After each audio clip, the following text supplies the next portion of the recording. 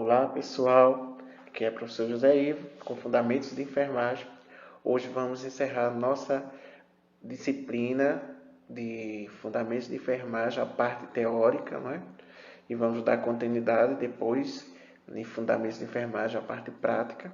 Hoje trago para vocês anotações de enfermagem. O que é a anotação de enfermagem? Para que serve a anotação de enfermagem? Onde vamos diferenciar qual é a diferença de anotação para a evolução de enfermagem. Lembrando que, no seu conceito, a anotação de enfermagem ela é nada mais do que registros ordenados, né, efetuados de enfermagem, que deve ser feito tanto por um enfermeiro, técnico e auxiliar de enfermagem, tá? Tudo o que assistência de enfermagem que é realizado por esses profissionais deve ser anotado, tá? Com a finalidade de fornecer informações a respeito da assistência prestada, né? De modo para assegurar a comunicação entre os membros da equipe de saúde, garantindo a continuidade dessa assistência e informações nas 24 horas, tá? O que é indispensável para a compreensão do paciente de um modo global. A anotação de enfermagem é um relato breve de ações que foram realizadas com o cliente ou das respostas, sintomas, sinais e sintomas e que o mesmo apresentou ou relatou em um determinado momento, né? Essas informações nas anotações de enfermagem são informações pontuais. Nas considerações gerais das anotações de enfermagem, vemos que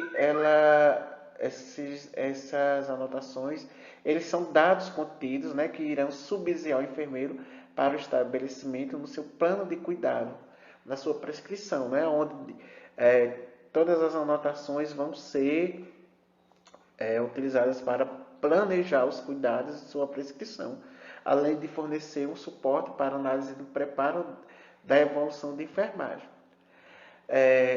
E há um papel fundamental no desenvolvimento da sistematização da SAI, né?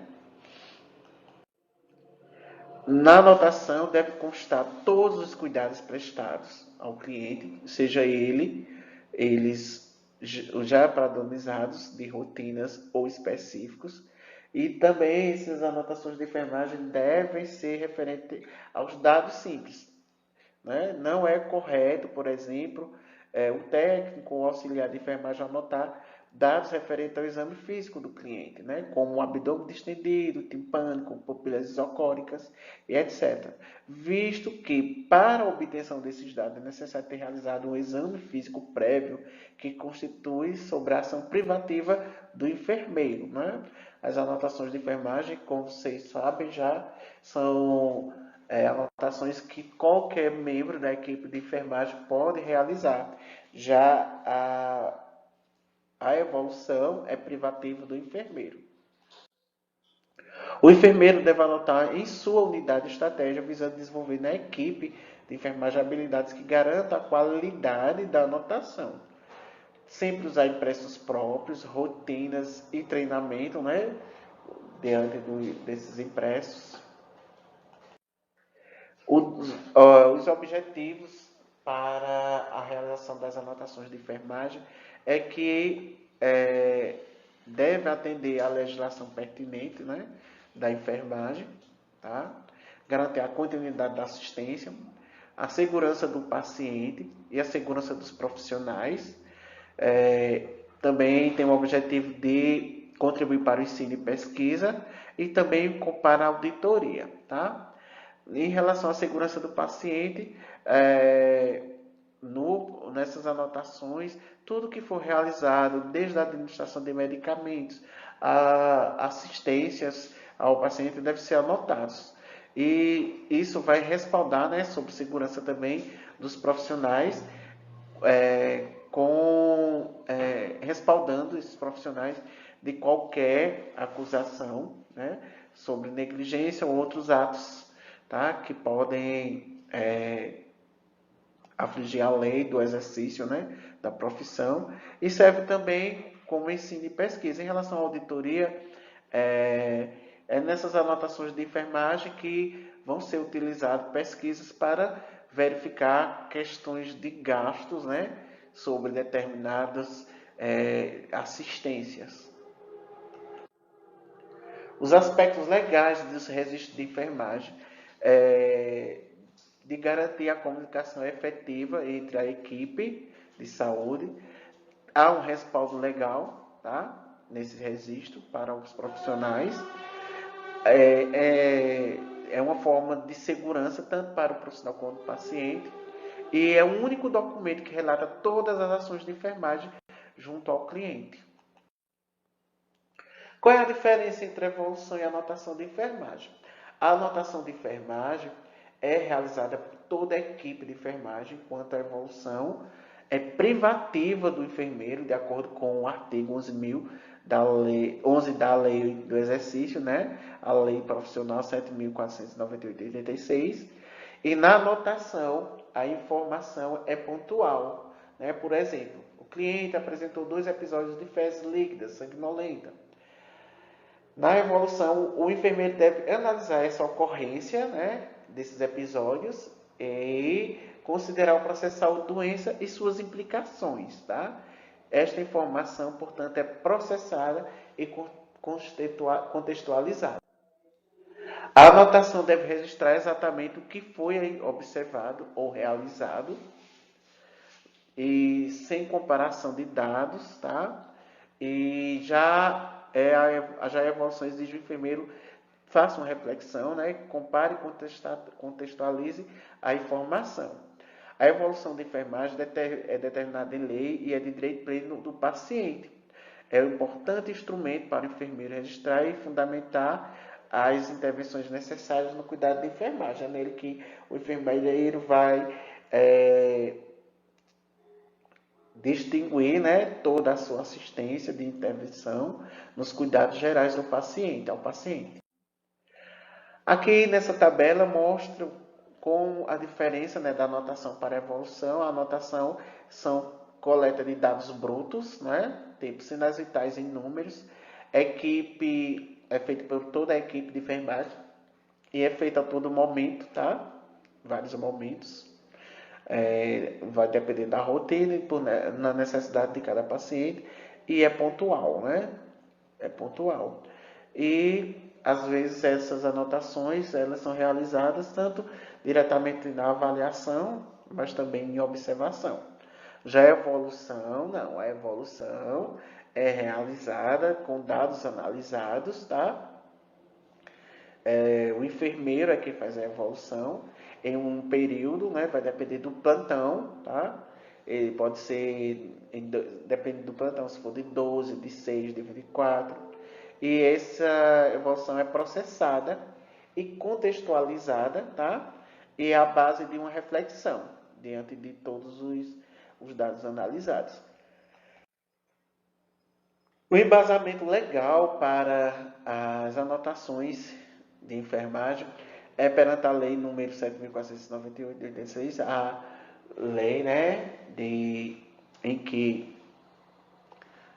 do exercício profissional, do decreto 94.406 de 87 e também da resolução do COFEI 311 de 2007 e da Constituição Federal do inciso 10, do artigo 5 e também do Código Civil Brasileiro, né? O artigo 197 e o artigo 20 do parágrafo 2 e também do Código de Defesa do Consumidor. Nós vamos falar sobre cada um desses embasamentos legais aqui.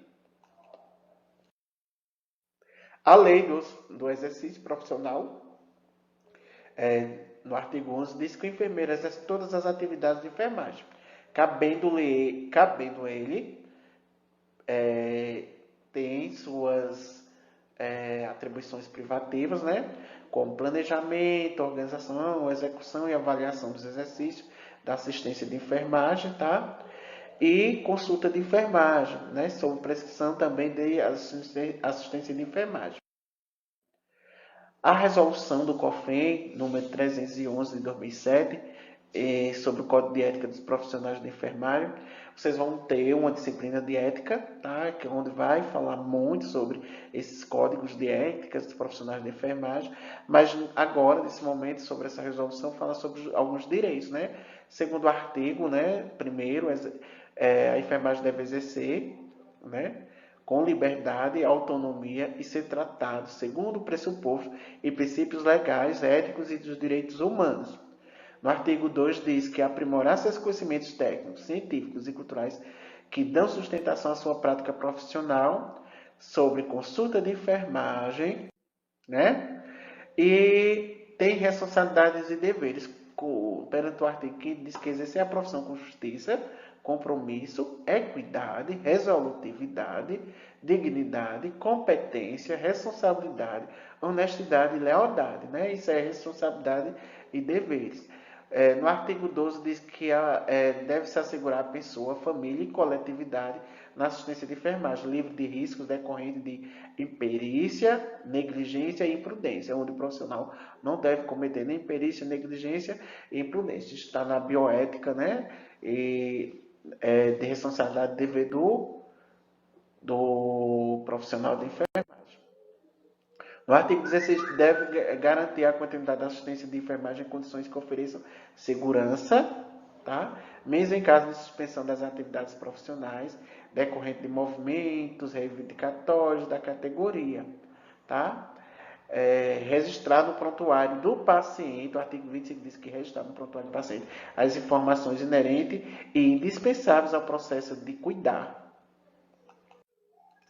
Sobre as proibições, no artigo 48 diz que assinar as ações de enfermagem que não executou, bem como permitir que outros profissionais assinem as que executou, está errado, é proibido, né? Nunca devemos assinar ações que não foi executadas.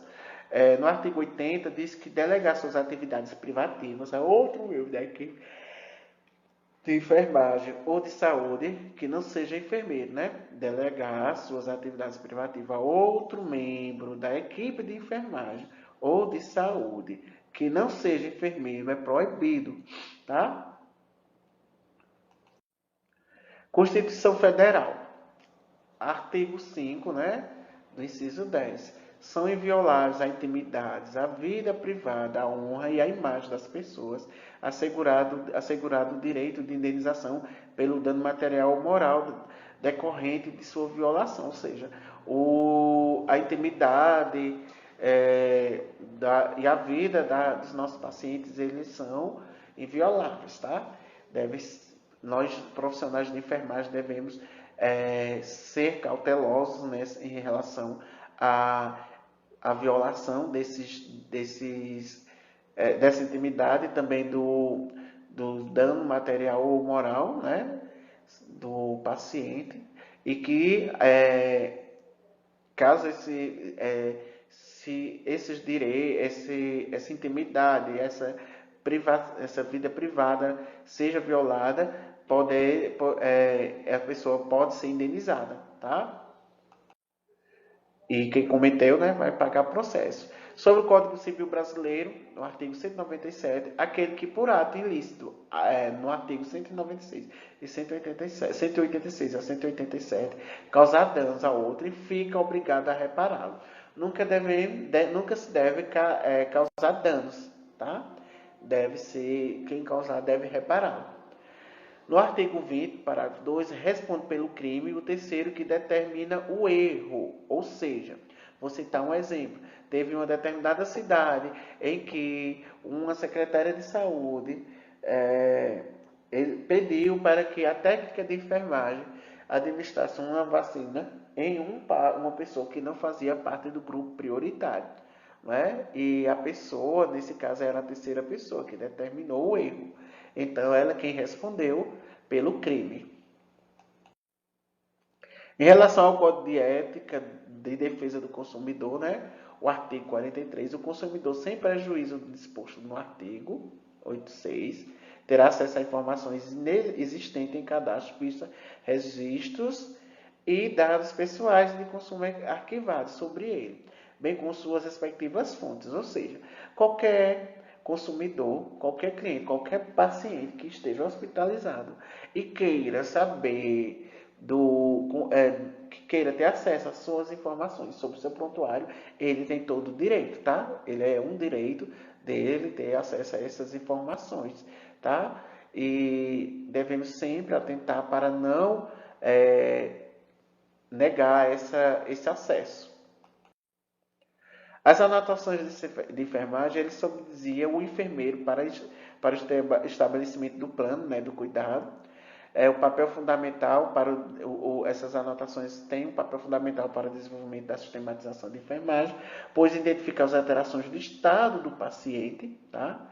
Essas anotações vão facilitar a detecção de problemas novos, como também a avaliação dos cuidados prescritos, vai comparar as respostas do paciente aos cuidados prestados também. Como é que vamos fazer essas anotações? Nós vamos seguir, né? Ela deve seguir um roteiro, mas ela deve constar de todos os cuidados prestados aos pacientes, sejam eles padronizados, de rotina ou específicos. Deve ser referente aos cuidados prestados, sem aprofundamento científico, tá? As anotações devem ser simples e claras e refere-se a todos os cuidados prestados. Resposta do cliente às ações que foram realizadas, preparo para cirurgias, exames e outros, como também sinais vitais com dados numéricos, sinais e sintomas, reações do cliente, né, a alguns estímulos. Vem a questão das condições de sonda, drenos, catéteres curativos, aceitação de líquido, alimentação, eliminação, repouso, transferência de setor com data, horário e condições, data e horário de punção venosa e sondagens. Algumas estratégias devem ser utilizadas pelo enfermeiro. O enfermeiro deve adotar em sua unidade estratégia visando a desenvolver na equipe de enfermagem habilidades que garantam a qualidade das anotações de enfermagem. Onde deve ser garantido que os impressos sejam próprios e preenchidos de forma adequada, né? Conforme as rotinas, onde as pessoas devem ser treinadas para que esses prontuários estejam claros, né? E preenchidos adequadamente, visando assegurar a responsabilidade profissional e a legalidade e a objetividade das anotações. O que deve ser anotado? A seguir, nós vamos ver em cada um dos slides, a partir de agora, o que vai anotar, né? Como deve ser realizada, quais as anotações devem ser realizadas pelos profissionais, quais são as situações que apresentam, né?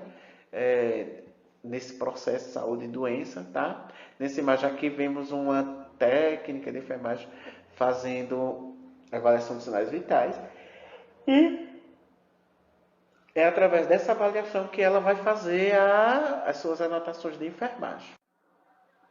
Tudo começa na admissão, né?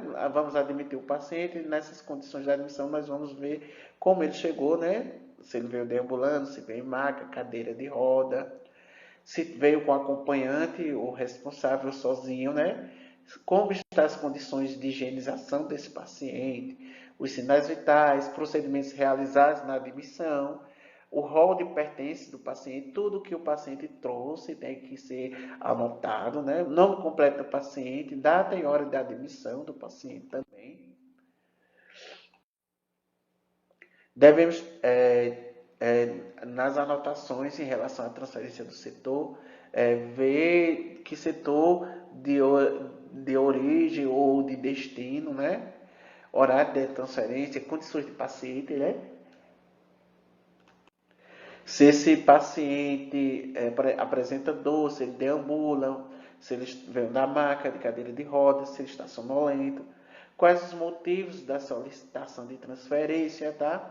Ver os sinais vitais, ver a presença de soroterapia, material utilizado, tempo de inserção, sondas, drenos e catéteres.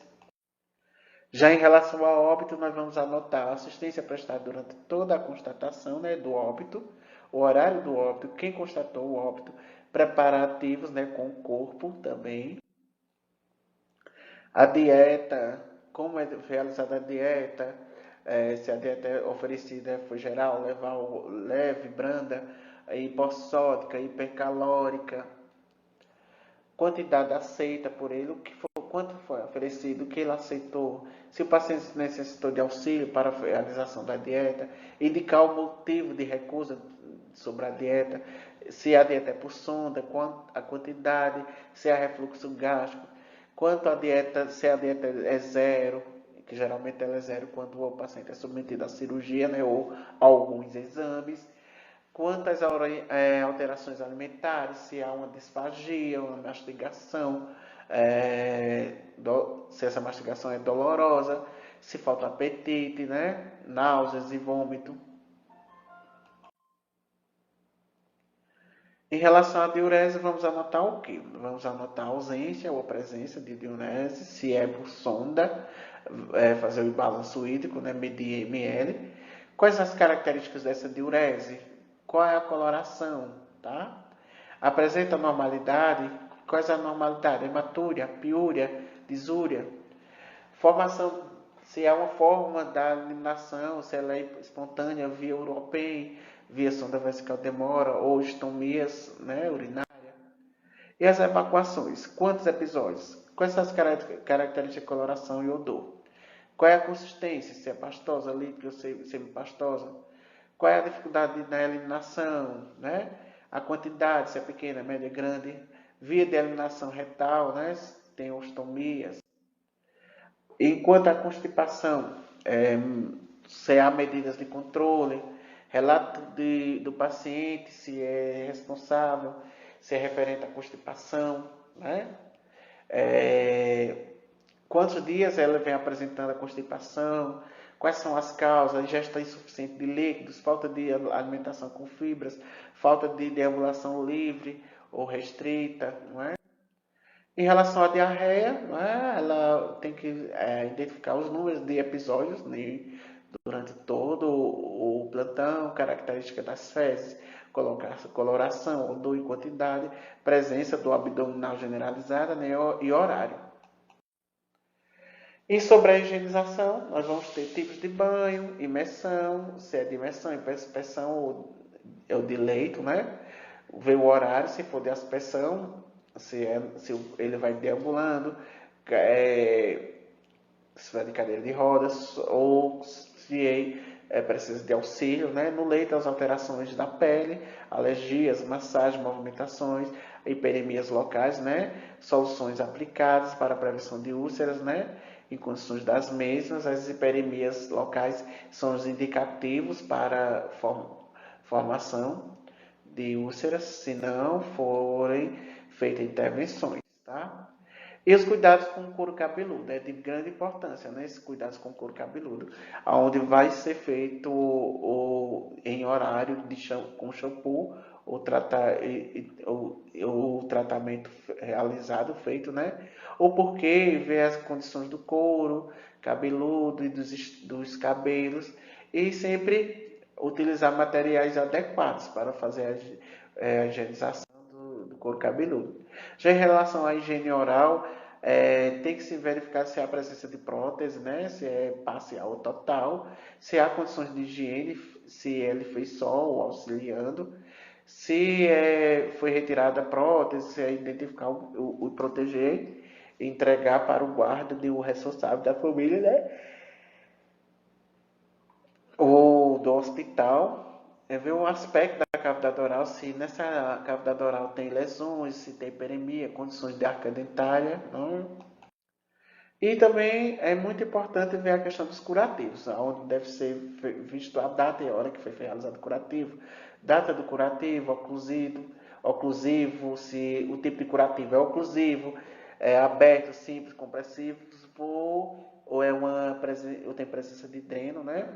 E quais são os materiais utilizados, local da lesão, tipo de secreção, aspecto da lesão, tudo isso deve ser anotado em relação a curativo.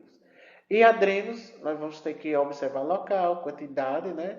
Aspecto de drenagem, condições do local ao redor do dreno, também é importante relatar.